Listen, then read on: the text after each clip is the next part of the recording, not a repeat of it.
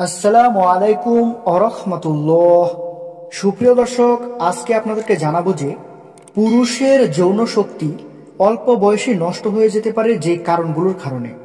আজকে আপনাদেরকে সেই কারণগুলো সম্পর্কে জানাবো এবং আপনাদেরকে বলবো যে কারণগুলোর ফলে, যে কাজগুলোর ফলে আপনার যৌন শক্তি অল্প বয়সে নষ্ট হয়ে যেতে পারে। তো চলুন সেই সম্পর্কে জেনে নেওয়া যাক। প্রিয় দর্শক, 1 নম্বরে হচ্ছে অল্প বয়সে যারা অতিরিক্ত হস্তমৈথুন বা পর্নোগ্রাফিতে আসক্ত এবং যারা অতিরিক্ত পতিতালয়ে গমন করে তাদের যৌন শক্তি দ্রুত হ্রাস পেতে থাকে। তারপর 2 নম্বরে হচ্ছে উল্টাপাল্টা জীবনযাপন। ঠিকমতো ঘুম না হলে বা রাতের ঘুম দীর্ঘদিন এড়িয়ে চললে তার ক্ষেত্রেও যৌন শক্তি হ্রাস পেতে পারে। তারপর হচ্ছে অতিরিক্ত দুশ্চিন্তা। এটা পুরুষের টেস্টোস্টেরন হরমোন ধীরে ধীরে কমিয়ে দেয়, মিলন করতে আর তেমন ইচ্ছা করে না। তারপর সঠিক খাদ্যাভ্যাস।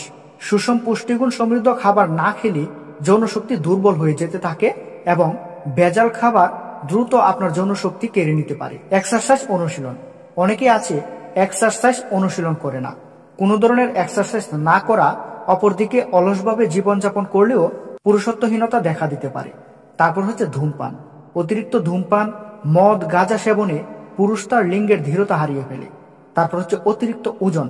অতিরিক্ত ওজন বা ওভার ওয়েট থাকলে শরীরের যৌন হরমোনের টেস্টোস্টেরনের মাত্রা অনেক কমিয়ে যায়। ব্লাড প্রেশার, হৃদরোগ, ডায়াবেটিসের ঝুঁকিও বাড়ে, ফলে লিঙ্গের শিথিলতা চলে আসে।